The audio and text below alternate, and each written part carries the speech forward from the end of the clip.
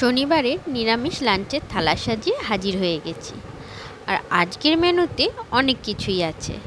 আছে brown rice, কাঁকরোল ভাজা, পটল ভাজা, উচ্ছে ভাজা, নিরামিষ আলুর পোস্ত, আর আছে বোঁদে আর পাঁপড় দিয়ে পাঁপড়ের ঝাল। এটা অবশ্য মায়ের রেসিপি, আমি করেছি, মা বলেছে আর আমি করেছি। আর তার সাথে আছে 2 টুকরো আম আর একটা লেবু। আসলে ভাবলাম অনেক দিন হয়ে গেছে একটু সুন্দর করে থালাটা সাজানো হয়নি, তাই আজকে একটু সুন্দর করে থালাটাকে সাজিয়ে নিয়ে বসেছি। আজকের মেনুগুলো তোমাদের কেমন লাগলো জানাতে কিন্তু ভুলো না। আর আজকের থালা সাজানোটা কেমন লাগলো সেটাও অবশ্য জানিও। আর যদি ভালো লেগে থাকে তাহলে অবশ্যই একটা লাইক, কমেন্ট, শেয়ার করে দিও।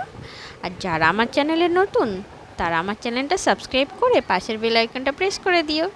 সকলে খুব ভালো থেকো। টাটা।